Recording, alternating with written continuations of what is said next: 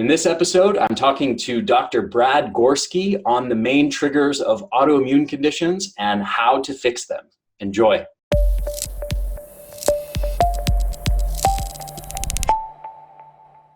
Hi, everyone. Welcome back to the Energy Blueprint podcast. I am your host, Ari Witten, and today I'm with Dr. Brad Gorski, who is the founder of Gorski Health Solutions and Turned On Living program. Dr. Gorski has a passion for helping others eliminate autoimmunity and discovering turned on living. And it's probably not sexual in nature, though we're going to find out about it as we get into this interview.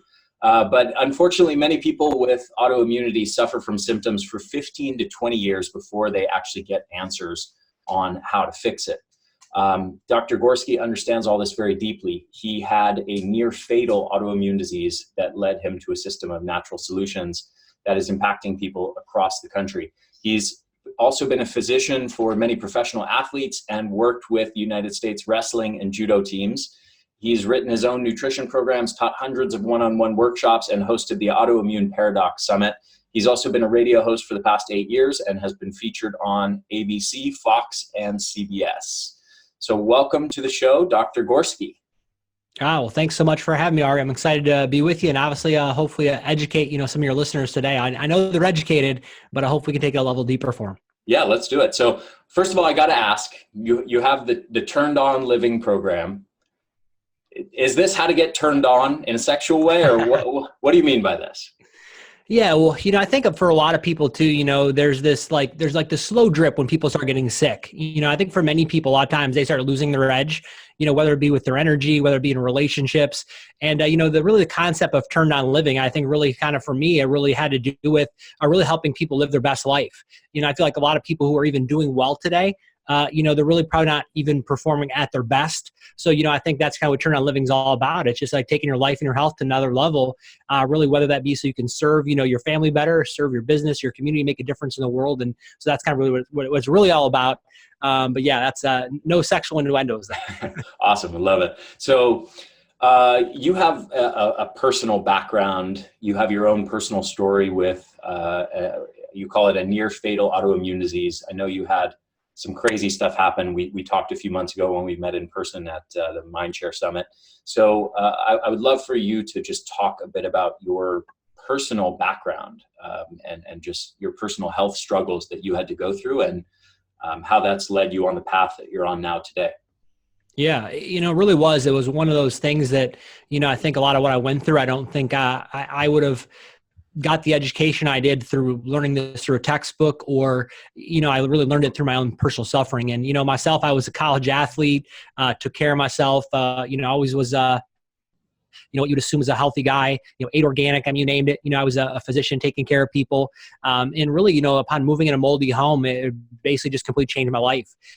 Within, months of kind of moving in this house, I just started getting really unusual symptoms, and it was a slow kind of progression where it started with like brain fog and inflammation and, started noticing myself getting sensitive to foods. And, I would just dial in exercise. I would dial in, nutrition. I would, eliminate, every single bit of sugar. I would, so I always was really conscious about what to do. And it kind of kept like feeling I was getting sick again. And, I would get sick again and then I would bounce back and I was getting sick again. And, finally this kind of culminated where we were running some testing and, both natural and just some standard blood testing. And, kind of got to the point where my wife and I kind of decided like, there's got to be something in this house making us sick or me sick.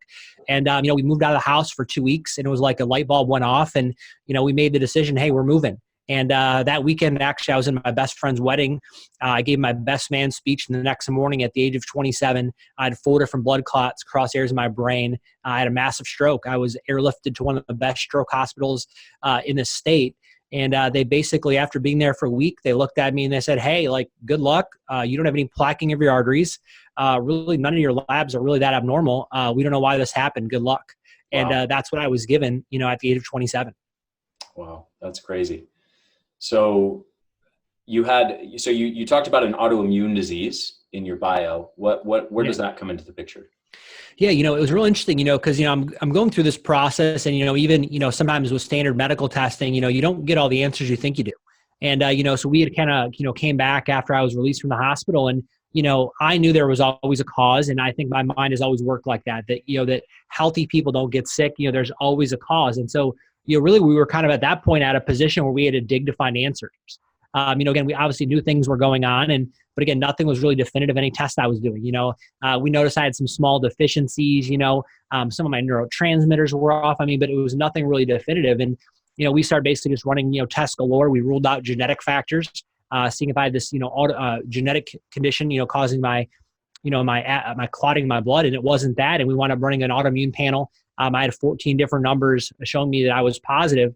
Having this condition where my immune system was attacking my red blood cells, forming the clots. Wow. And so, this wasn't something that mainstream medical were like, hey, let's run these tests. It was more of myself and knowing that there is a cause, and I had to dig to find that. And if I could really figure out what the root of my problem was, is I knew there would be a path to heal. It would just take time. And, we realized it was autoimmune, and we started really kind of jumping into that realm as far as reversing the condition. And, even within 3 months of, starting doing some different strategies, 14 of my numbers were down to 3. Wow. It did take me about 2 years to turn off one of my last autoimmune marker. It took me almost 2 years to turn that off. But it was a process, and, it wasn't like a perfect straight line where I was, the whole time getting better.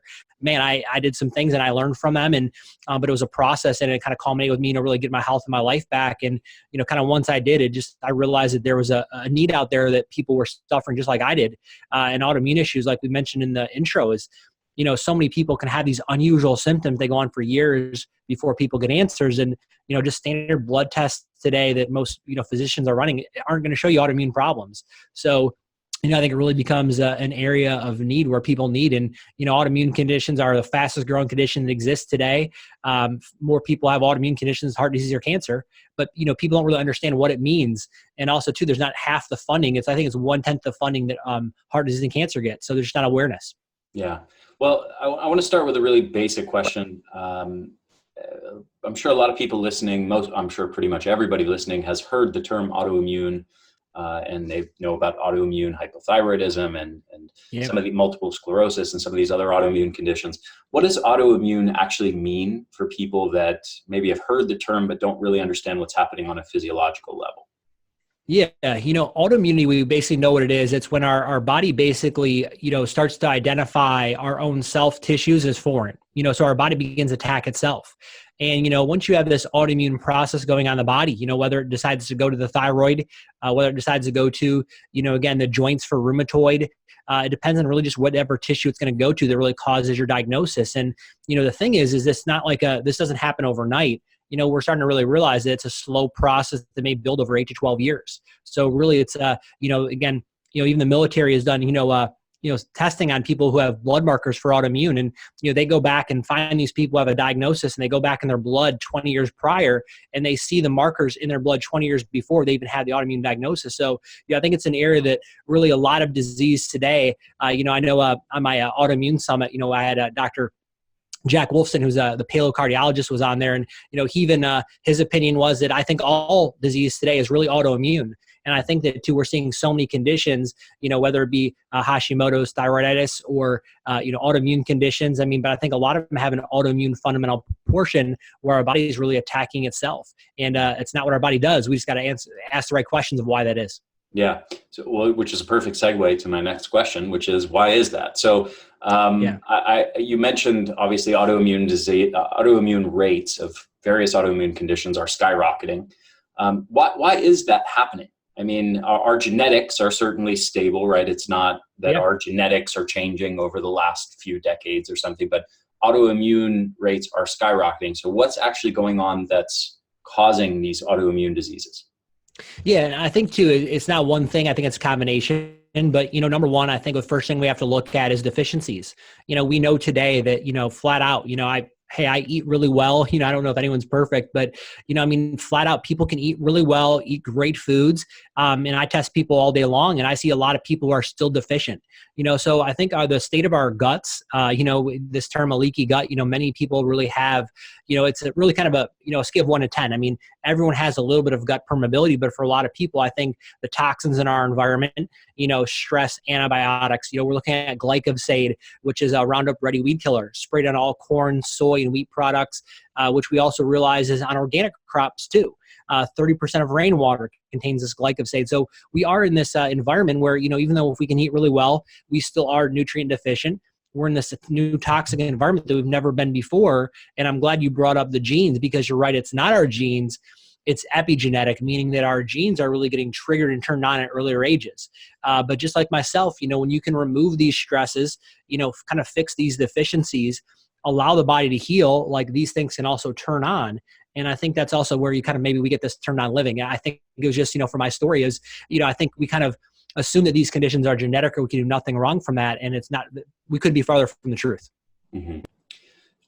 I had a question that came in on my Facebook page the other day. That it was an interesting question.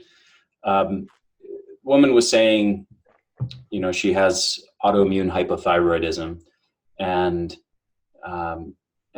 she was basically confused because she's hearing from the conventional medical doctors that the condition is irreversible. Basically, all she needs to do is take exogenous thyroid hormones, T4, combination of T4 and T3, and then that her thyroid will progressively and continue to degrade over the foreseeable future until she dies.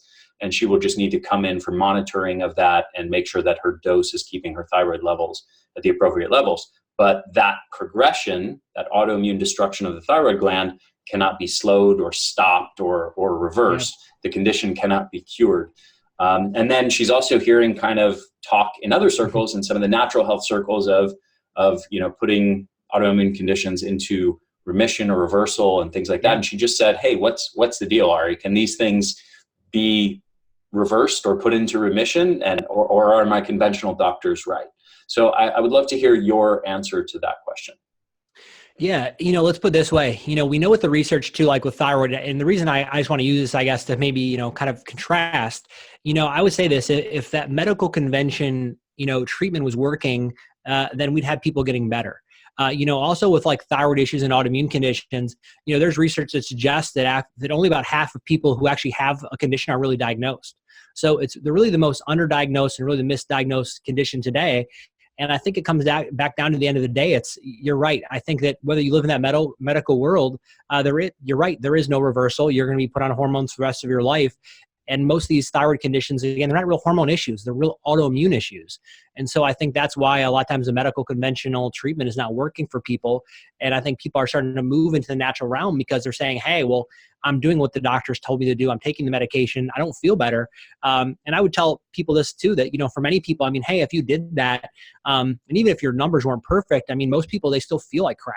So, I feel like after a while, it's like, the treatment isn't helping people live a better life, and they're more just miserable on the medication, and it's not really addressing the root cause. So, I think that's why we're on this tipping point. I think it's a great question. I think where you're, this lady who is, asking this question is a real tipping point. Is I think that a lot of people are in that middle trying to understand, hey, is medicine the right place to resolve this? And I can tell you this flat out, that medicine today, hey, you're going to get more hormones, you're going to get steroids a lot of times to really kind of calm down your immune system. But you're right. If you go in that realm, there is no long-term really solution. So I think that's where I think it's requiring people to step outside the box and think differently if they really want a better life, and if they want to have the opportunity to really be able to, put these autoimmune conditions in remission. And trust me, I work with people who aren't in that position where it's maybe not possible.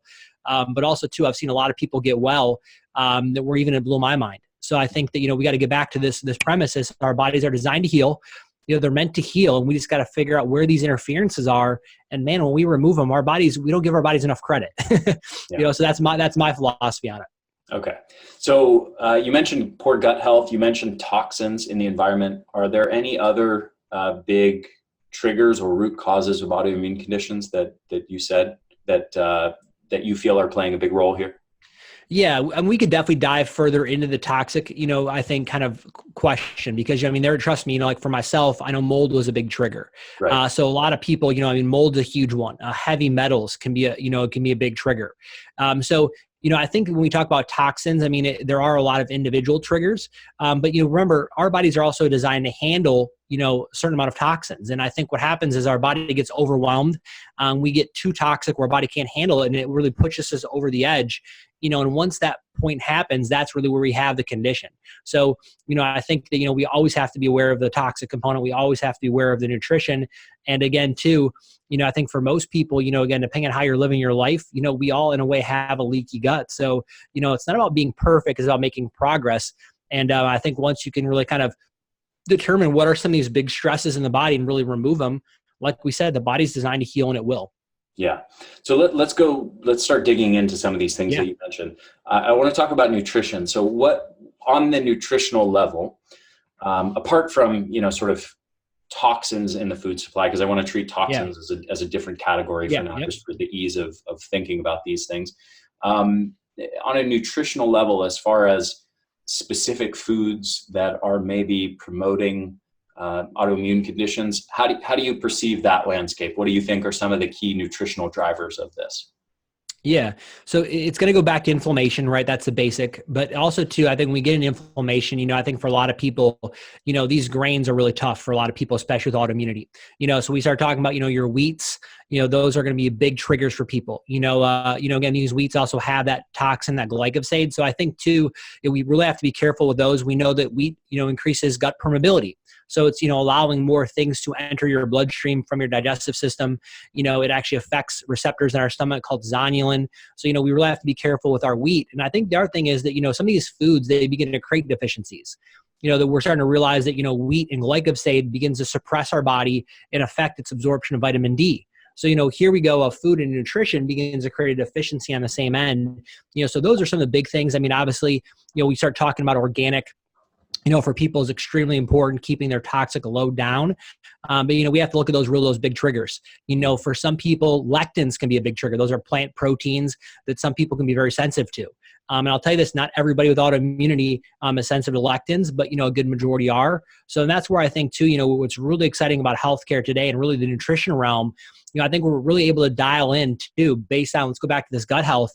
I think today we can really start getting a good blueprint for what nutrition people need, based on the state of their health of the gut and also the gut microbiome and these bacteria that are in there. I think these are really great tools that really take nutrition and can help us customize them. But, some things I see that people always miss is it also too healthy fats. I mean, a lot of people I work with who even eat healthy, they still are deficient in healthy fats. And again, we have to get our healthy fats up. Again, these things buffer inflammation. They're key for hormones. They drive, an anti-inflammatory response. So, I mean, those are some of the things that I think that we miss from a nutrition standpoint. We really get in trouble with these grains. And then again, too, I think a lot of people are really deficient in these healthy fats. So you could call that paleo, you could call it keto. I think there's room in the realm for both those. But I think at the end of the day, we got to get those healthy fats up for most people. Gotcha. On the subject of grains and lectins, I'm sure you're probably aware there's a whole lot of scientific research linking whole grain consumption, certainly not talking about refined grain consumption, but whole grain, unrefined grain consumption to various kinds of health benefits and linked with protection from a wide array of various diseases. The same is true of a lot of lectin-rich foods. So for example, legumes, lentils, tomatoes, a lot of the other high lectin foods that someone might be sensitive to.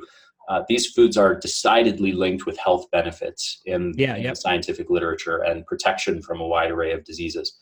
How do you reconcile those two things? The fact that on the one hand, you're saying some people seem to react negatively to these things, but on the other hand, we know that these things are very much linked with health and longevity and resistance or protection from various diseases.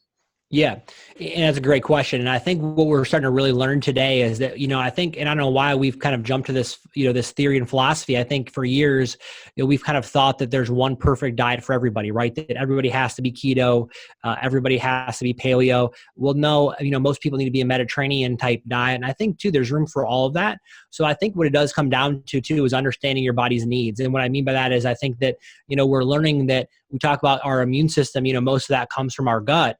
And so, I think where we start seeing where maybe some of these foods and, these legumes are not good for certain people, I think it comes back down to that some of these people just don't have the good gut bacteria to be able to handle these and digest them down. So, I don't want to, not give an answer, but I think what's happening today is we're just learning that when we talk about nutrition, that, that customization, understanding what your body and what's unique about you can really dictate. I do a lot of genomic testing with a lot of the people I work with that really I think kind of help dial in nutritionally kind of what they need based on, again, kind of their genetics a little bit, meaning that, again, what are things that their body are going to thrive with doing. And I think that's one thing that we're learning about nutrition today, and especially with autoimmunity, that really a customized approach is so important because, food is our medicine, but for one people, that same medicine can be poison.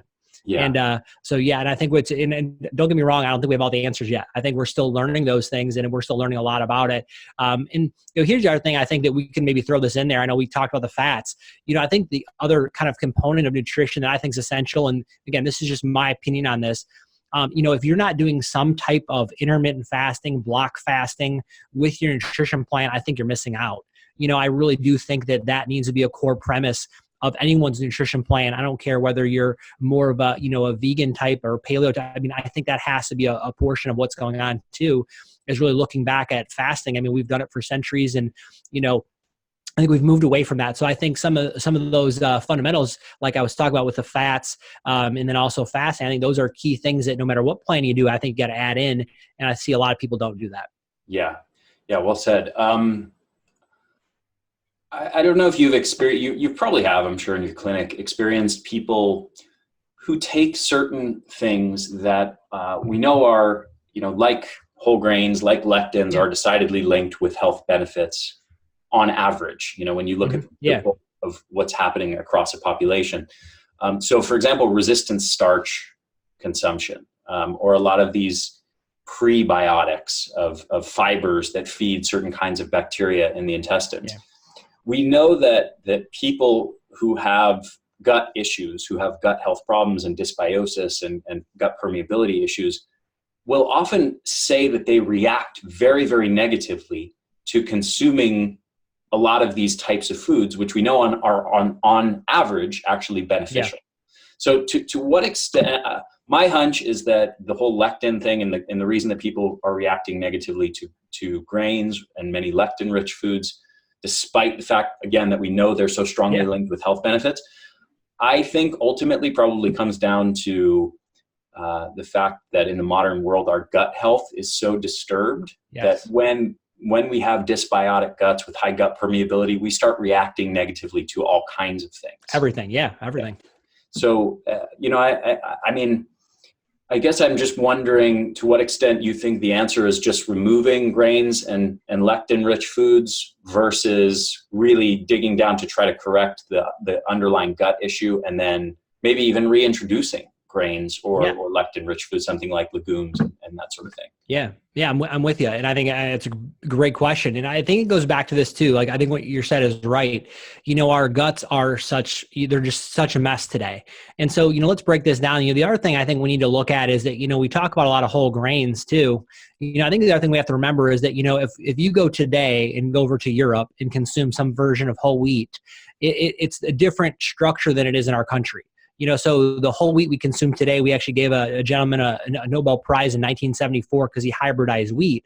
So I do think too that, the wheat we're consuming today is different than what it was designed to be thousands of years ago. So I do think that's some of the problem with it. I think, I've had many of my, clients I work with who are like, hey doc, I went over to, Europe and I had no problem eating their wheat. And I think it's because you're right, because it doesn't have the toxins. It's more of what it was designed to do. And I think the other thing is we have to look at too, is that maybe to answer the question on the lectins, is I see a lot of times with people too, is that with some of these high lectin foods, I think sometimes too, just cooking them differently for a lot of people helps a ton. So I think, sometimes too, I think the way that we prepare some foods, different than thousands of years ago. I had a client of mine, a perfect example, who's from Peru, and, they, she'll go there and eat quinoa, and she would do great with it there. She comes back to the United States and she reacts to it all the time. And, once she finally realized that she pressure cooked it, really all of her symptoms went away from, really kind of destroying the lectin when she pressure cooked the quinoa. So yeah, I do think, back, and then once we kind of unveiled this with, my client of mine, she realized that, her family, they ferment it, so they're breaking it down to make it more digestible and easy. So, I think too, the way that we are preparing foods has changed. And I think the other answer to that is, I think goes back down to why it's so important to really fast.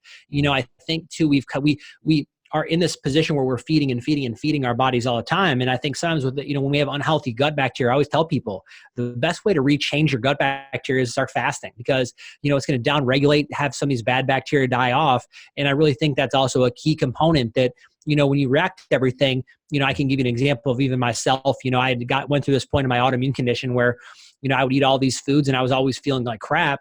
And really how I started getting well, no matter how healthy I was eating, I was always eating things and getting sick. And how I really started getting my life back is just through actually avoiding food and fasting. And then, once that happened, guess what? I started adding all these foods back in, and it was like a night and day difference, just because I really helped with that process. So, I think that's also the other thing, maybe our fundamental point. I think we got to go back to putting some of these fundamentals in place.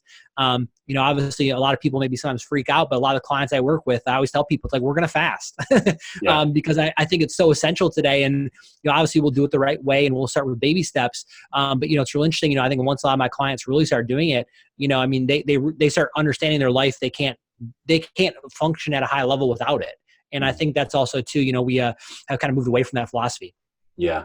What's your take on better and worse fasting approaches? What's your kind of favorite approach to helping people transition into fasting? Yeah. Here's the thing I think about fasting, and, I think you're right. We have to also to kind of baby step into it. I work with a lot of people and we also fast them. People have thyroid issues and they have adrenal problems. So, I think too, that's where I think when we start looking at like carb consumption, I think too, we've kind of moved into this realm too. And trust me, I'm not against a ketogenic diet, but I think a lot of times we've moved into this that everything has to be low carb. And I think a lot of times people do low carb too long. So I think one thing I always kind of recommend people to do when we start doing fasting strategies, I always tell people to kind of start with windows, whether that be, getting away from food for 16 hours and eating all your food within an 8-hour window, doing that 3 to 4 days a week. But also too, I always tell people, 1 to 2 days a week, I like people adding in higher carb and higher protein meals just to replenish that muscle glycogen. So I feel like too, the other thing that's happened with a lot of fasting is that people do really low carb and, they're kind of skipping meals, but they're never actually kind of doing a big meal to kind of break the fast. And it's low meal, low meal, low meal. And again, I don't think that's how our physiology was kind of created. So, I think these feasts, where we go from famine, we have to also kind of reintroduce these feasts back in the body. And I think too, that's where a lot of times I think there's some really good benefit where people kind of do fasting wrong. They're just minimizing calories all the time, but they're never really rebuilding, big meals back in. And I think that's a huge thing people miss. Yeah. So I want to dig a little deeper on gut health. Yeah. You mentioned fasting as a key strategy. I think that we're going to see more and more research emerge around that fasting really is a key thing for gut health and helping to correct dysbiosis. But also I think we're going to see research that shows that it actually helps regenerate the lining of the gut. Like just give your gut a break, essentially, like for a period of time, just take the load off of it and allow it to then repair. But what else do you think are key strategies for helping people correct dysbiosis and gut permeability? Yeah. I think one of the things that goes back to too, I think we also have to start, going back to eating more what I call diet variability, looking at seasonal changes. I think a lot of people eat the same things all the time. And I don't think that's how our bodies are also designed. If you're eating the same foods in the summer than you are in the dead of the winter, I think you're probably doing your gut bacteria a disservice. So I think we also have to start looking at, again, okay, around these times of years, like what type of foods were available. So I think, diet variability is huge. We talk about gut health because I think rotating these foods and giving us unique foods are also good for our gut bacteria. The other kind of strategies, I think we kind of get into gut health and, some other things that are maybe not looked at as much is when we start looking at these fasts. Remember, the gut lining of the stomach can regenerate, between every 1 to 3 days.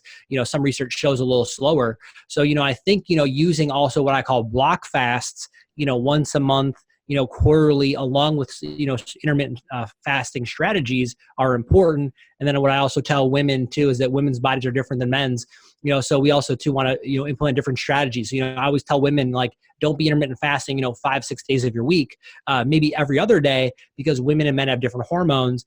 I think everyone gets kind of thrown in the same boat. It's like, hey, we're all going to be intermittent fast. Let's just intermittent fast for forever. But really there's not a strategy behind it.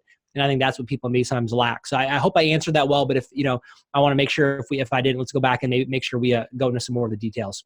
Yeah, well, yeah, are there any other aspects of things that you think are useful for gut health? Any specific foods or supplements or Yeah. Anything like that you think is helpful for repairing the gut lining or correcting Yes. dysbiosis? Yeah, totally. I think, because again, we're talking about too, when the gut really gets, out of balance, and you're talking about this dysbiosis, this imbalance of good and bad bacteria. I think that's where we really have to start looking at, food is our medicine, but, which type of foods and herbs.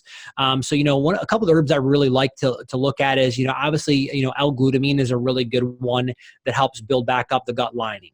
It's one I really like. I also like licorice root. Licorice root is another good, kind of an adrenal tonic, but also too, it's really good for helping actually. There's some studies with licorice root showing that it actually prevents viruses from attaching in the gut lining. So it kind of can be protective to the gut. Mucin's another one. N-acetylglucosamine, another nutrient I really like for gut health. I think strategies and different tools like that can be really good, because these things too, like what you're saying is really good. Is we also have to avoid the food, right? Pull them away so we're not causing more damage to the gut. But then there's also that point of rebuilding the right things back in the body so the gut lining can heal. So, and that's why I think if we don't ever reintroduce these resistant starches, I know some people get sensitive to them, but I think down the road you have to, because if you're not re-adding them back in, you're getting low in butyrate, which obviously butyrate is a short chain fatty acid that helps with leaky gut. It helps with our immune system. So I think that's why we got to go back to this, seasonal variability, changing our diet through times of the year. And I also too, I think that's why fasting becomes so crucial. And I always tell people I like the 3 to 4 day period. Again, whether that be, kind of a quarterly or a couple times a year, because that's where some of the research shows once you kind of move beyond 3 days, that's where a lot of this benefit for the gut bacteria and that gut lining heal happens. The other thing I like to, tell people to do is, sometimes, doing these block fastings, using something like a bone broth. So you could also do, kind of what I would call like abbreviated fasts, where also you can add some good things and help the gut repair while you're kind of doing some fasting. So there's also some good strategies there. I used to I do bone broth fast a lot for people who have bad adrenals. So that can be a great way to kind of do a 24-hour fast. And if people's adrenals are crashing, we can do a little bit of bone broth, we add a little bit of sea salt, maybe a little bit of coconut oil or MCT oil. And those things will kind of help the adrenals kind of, and the body kind of keep strong so you don't feel like you're crashing. Mm-hmm. Gotcha. Toxins. I think toxins are the other sort of big, it sounds like your approach is kind of a triangle or, of factors here with gut health, toxins, and what's the other one? Now I'm spacing on the other one. Well, we talked about the deficiencies too. Yeah. Nutritional deficiencies and toxicities there. So, toxins. You mentioned in passing earlier mold as well as heavy metals and some other toxins. What do you think, kind of just a broad overview of the landscape, what are some of the biggest toxins we're being exposed to? Yeah, another big one I always like to bring out, and it's not always as popular, but I think we also look at things like fluoride in our water. These are halogens, and they compete with iodine that our thyroid needs to work. So I think too, our water supply is pretty toxic. So making sure you're getting chlorine and fluoride out of your water is huge. I don't know if you know this, but back in the 50s, they used to use fluoride tabs for people who had hyperthyroid. So if you had a thyroid that was too fast, they would give they would give fluoride to suppress your thyroid function. And, it was actually a treatment for hyperthyroidism. And today in most city water supplies, they show if people are drinking 6 to 8 glasses of water, you're getting between 1 to 5 milligrams of fluoride, which is the same they used to treat hyperthyroidism, years ago with. Yeah. So, I think, fluoride's a big one. I know we mentioned the glyphosate, which I think is a huge one, the Roundup Ready weed killer. I do think BPA is another big one, plastics. These toxins we know not only can affect the body, but also too, they can trigger epigenetic changes. I mean, they've done this in animals where they can feed them BPA, their gene gets triggered, and these animals overnight can actually have obesity. I mean, just that's how strong these toxins are. So those are some of the big ones. And then obviously the mold and the heavy metals. And again, too, with mold, and I'm one of those people who is a little genetically susceptible, which means that, my body doesn't process and really kind of get rid of the mold toxin well. So, I think on the realm of toxicity, I think the other thing that people miss is, that when we start getting our guts affected, we start getting low stomach acid, we start getting, depleted in B vitamins. And all of a sudden, the big thing that's getting affected with this is our body's glutathione levels. which is really our body's master antioxidant, really starts dropping, and we kind of can't get this crap or these toxins out of our body.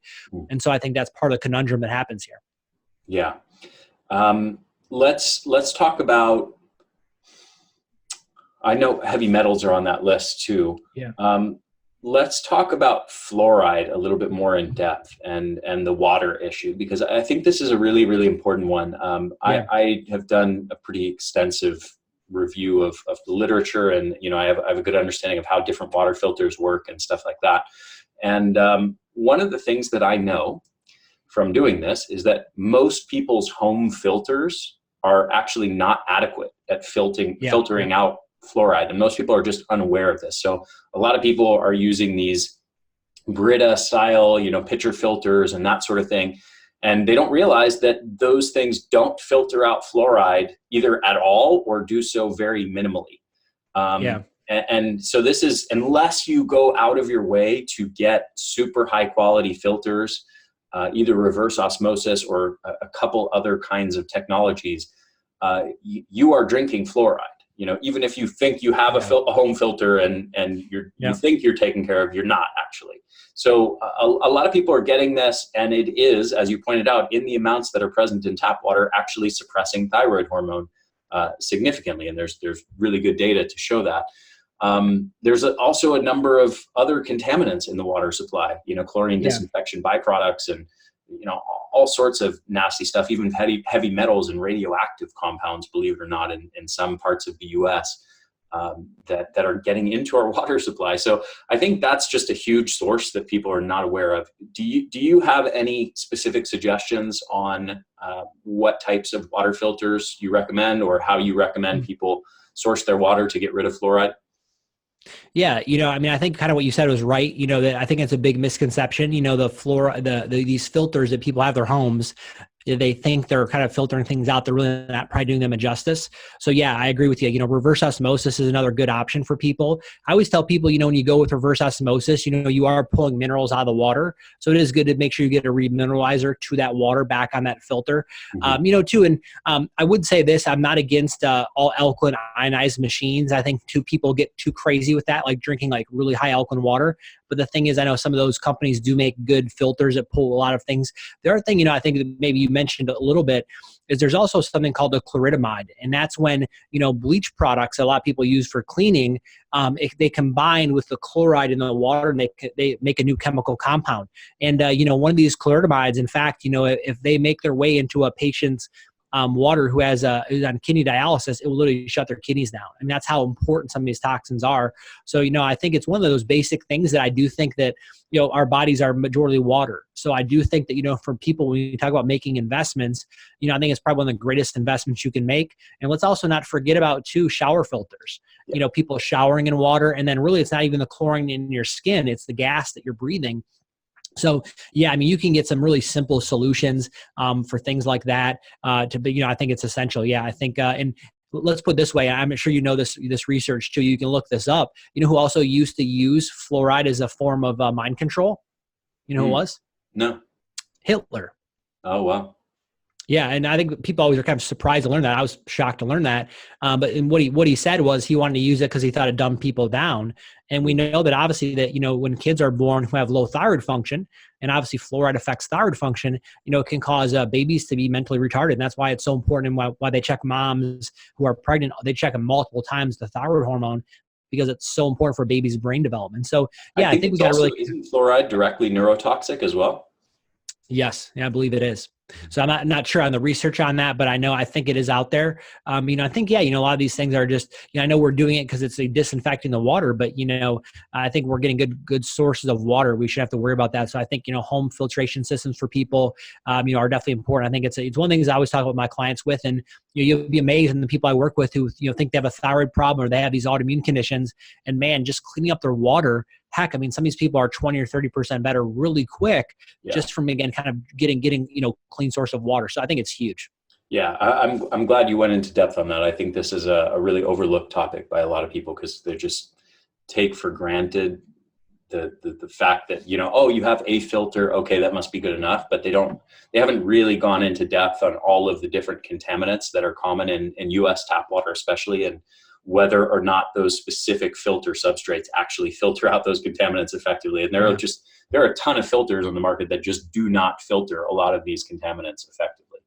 So what about heavy metals? What's your take on, kind of what are the main areas of exposure to that? And then I also want to talk about detox strategies with you, because that's also kind of a controversial topic where you hear different takes on that. So first of all, where are people acquiring these heavy metals?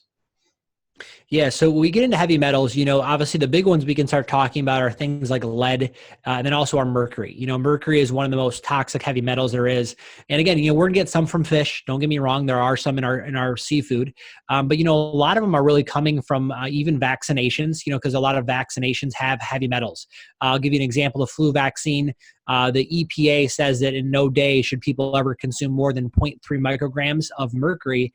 And a flu vaccine has over 25 micrograms of mercury in one vaccine. So, we are getting them there no matter what your opinion on vaccines are. And then also we're getting them in the form of amalgam dental fillings. So, those are some areas I think we have to be cautious of.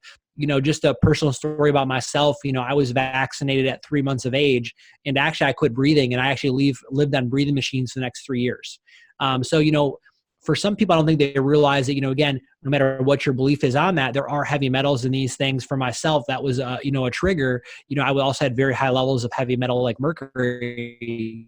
So those are some of the big sources I think people really have to be aware of. And obviously we can kind of maybe partner into detox, but the first thing is, we just got to make sure your body can detox itself. So, sweating becomes essential, water becomes essential, eliminating your kidneys through urination, and obviously, going through number 2 through moving your bowels. Those are the basics people have to have in place and make sure they're using before obviously we get into some more advanced strategy. But I think those are the big ones, that I see. Gotcha. What's your take on chelation and, DMPS and that sort of thing? Yeah, chelation. I'm telling you this, if you kind of go down that realm of chelation, like I think there is a place for it. You definitely want to work with people who are, have been doing it. I know myself, I went through, realms of chelation. It's hard on your body. It beats the crap out of you. So, I always tell people it's not the best place to start. It's really more of an advanced strategy. Really work on your gut first, minimize your exposures, fix the leaky gut, get your deficiencies kind of in order. And then really, I think we can start moving into detox. But, there is a place for it, but man, it can be hard on the body. And it does take time, I think, if you're doing it the right way. Most of these toxins that we get in our system, they're not like just floating around in the blood. They lodge in tissues. So it does take time to kind of remove these things from the body. So I do think that, there's a place for these things, but you definitely make sure you're working with a physician on that. And again, there are some strategies that are better than others. I know myself, I have chelated before, and I'm pretty sensitive to it now. So, if I go ahead and start doing some heavy metal detoxification, depending on the products I'm using, man, I can react pretty severely. So I think we also have to remember too that, these things, when they pull heavy metals out of your body, they're also pulling good minerals. So we have to be really careful that we're not creating a deficiency while we're detoxing. Yeah. So we can obviously go more into that too. Well, it sounds like, are you a fan of this really, for anyone? Is there any specific context where you say, yes, I really recommend this? Or do you feel that most people can detox pretty thoroughly and pretty successfully without ever getting into the more aggressive chelation protocols? Yeah. And from what I've seen too, I think that a lot of people I work with clinically, getting them to a point where they're really functional and they have a good grip on their health and their life, I think that most people can get there without going through that chelation process. That's what I've seen. My wife too, had some heavy metal issues where, my family, she was struggling with infertility, and we went ahead and we actually did detox her. But, I think there's some good products in the market today. I think the detox the body a little safer. So it doesn't really, it's not as harsh on the system. Again, we obviously have our strategies like infrared saunas and red light therapy, hyperbaric chambers. So, I think there also are other things that we can do regularly that really help kind of move toxins out, that are too less abrasive to the body, and can really support the body the right way. Yeah. You mentioned saunas and red light therapy. I would be interested. What place do you feel those have in this? Obviously we've been talking a lot about nutrition, gut health, toxins. What about some of these more light or heat-based therapies? What do they play a prominent role in what you do with your patients? They do. And I really think they're essential. And I think the great thing today is, with a lot of these, whether it is an infrared sauna or red light therapy, I think today that they're at a cost where they're cost effective enough that people can use them, multiple times a week pretty ineffectively with really, little to no side effects. So, I do think there's a huge place for these things. And, I really think that, people should really, I think, dive more into these strategies and use them before they go to more of the chelation. I think there's a place for that, don't get me wrong. But, I think too, many people want to jump to doing more advanced strategies when they haven't really done a great job of mastering the basics. And, that's where I think, these forms of red light therapy and infrared, saunas, I think they can be a great source of just constantly removing toxins to make sure your body is really reducing that toxic load. So, we're not building up the toxins for years. We're at least, keeping the stuff out that we got exposed to today as best as we can. So I think they're great strategies. And I think if people use them and utilize them more, I think it would kind of eliminate our need for really the bigger detoxes. Yeah. Excellent. I have another question for you. You have a doctorate in pastoral science as well as a doctorate in chiropractic. Yeah. And this is something you haven't mentioned at all in this conversation thus far, as we're talking kind of very, on a biochemical level, but I'm just curious what role, and sort of non-denominationally, I'm not a religious person, and but I'm just curious, what role do you feel spirituality or religion or some kind of connection to the universe plays in the healing process? Yeah, I going back to this, I do think it's essential. And, I think just, I can speak for myself personally. I know that when I kind of went through my course of getting sick, I had an opportunity to really kind of look at it as, this is something that's happening to me, and, I'm of this victim mentality. Or I could also look at it from a perspective of, I'm getting the opportunity to go through this and also learn something to serve and help other people. So I feel like for me, I've always had this strong belief that my body was created amazing. It was designed to heal, and you can call that whatever you want. And so I do think that, that's an important part of healing for people. And I know a lot of people that I work with who have that belief that there is a bigger purpose beyond life than being sick and, being miserable. And that's not what they were designed for. They were designed for this better life. I do think that's a huge part that people can really, I think, anchor into in the healing process. I kind of feel like for myself, if I didn't have it, I feel like I'm not sure I'd be where I'd be at today, but, I think that was one thing that I think really, anchored my belief system. And, I always held that really close to my heart, that I just believed the body could heal. I knew it could, and it was designed to.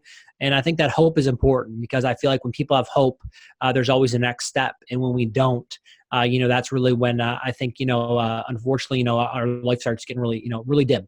Yeah. Yeah. I agree with you 100%. I think that connection is a huge missing piece of the puzzle in the modern world. I think we've become disconnected. I think we've become disconnected from nature. I think we've become disconnected from each other, from a tribe, a sense of community. And I also think we've become disconnected from sort of the universe, the cosmos, whatever you want to call it, but something greater that we feel we're a part of. And I think that those feelings of disconnection ultimately leave us with a sort of void that ultimately, if nothing else, certainly translates into depression and sadness and anxiety, but probably beyond that, in the long term, probably is a big contributor to disease as well. Are there any, now that we're coming to the end of this, are there any other, key tips or strategies that you want to leave people with, or things that we haven't covered thus far that you want to make sure that we mention? I think we definitely, cover a lot. I think there are a lot of obviously really good resources for people to utilize. And I think maybe the one thing we could maybe just finish with is that, I think, I always kind of challenge a lot of the clients I work with that, that do they really believe that their body's designed to heal? And, I think when we really kind of dive into that question, I think like what we're saying is, again, I think that we have more potential than we realize. And I think that goes into sickness and disease. It's not who we are. And I think a lot of times when people start losing their health, they hold on to that diagnosis and it becomes part of them. And I think we have to kind of move beyond that thinking. And like you said, really get connected back to the earth and get connected back into community with people and really get back to serving and kind of, not just living our life for our own selfish needs, but really for making a bigger difference. And I know that I don't think I'd be where I was at today if I didn't have that outlook. I think a lot of what I went through and struggled with and suffered with, if I didn't have a bigger purpose behind it, I don't think I'd be where I'm at today. So I think, like what you're saying is really crucial. I think that mental kind of aspect of healing. I feel like if you don't have that, you can have all the right strategies on detox. The foods can be dialed in. And I just honestly don't think that people are going to probably get where they want to be. So I really think, people got to push to, I think, kind of move beyond that and really get some of those answers. Yeah, excellent. Well, I've really enjoyed this, Dr. Gorski. It's been a pleasure to connect with you, and I've enjoyed this conversation a lot. Where can people find more about your work or get in touch with you if they want to work with you? Can they work with you? Do you only work with people locally in your community? What is it, in South Carolina, in Charleston, or do you work online with people at all? How does that all work? Yeah, so I work with both, so I have a practice I work with here locally in Charleston, South Carolina. I also coach and mentor people across the country. So yeah, the best place for people to connect with me is to go to my website. That is drbradgorski.com. So it's a little harder than it actually sounds, but it's just DR and then Brad, B-R-A-D, and then Gorski is GORSKI.com. Yeah, people can learn a lot more about me, and they can even apply to work with me right there. So, it was really, I was kind of going back to this, when I kind of started this area in this arena of health coaching and really work with people one-on-one, it really kind of became after my own sickness, where I just kind of saw this need where people were kind of suffering. And, I can tell you this, I'm not a perfect coach to work with everybody. But I think for a lot of people that I work with, a lot of people are coming to me because they've hit that point of, they're going to doctors and physicians who just aren't believing them, or really I don't believe their body can heal. And I think that's maybe the different perspective that I can provide for people is that, hey, our bodies are designed to heal, and we just got to look at these factors that are inhibiting it. And man, when we remove that and put the right things in, amazing things can happen. And whether that means completely reversing your condition, that's not always, possible. But man, living your best life and living a better life than you're living today is always possible. Awesome. Love it. Well, thanks so much, Dr. Gorski. It's been an absolute pleasure, and have a wonderful rest of your day. Thanks so much. Awesome. Well, thanks, Ari. Thanks for having me. And I definitely appreciate the work you're doing. And obviously, people, on the energy blueprint, I think it's so huge that, we don't have energy, we're not going to live a great life. So I'm a huge fan of what you do. And obviously really support you. So keep doing your good work too. Thanks so much, brother. I appreciate that. Yeah.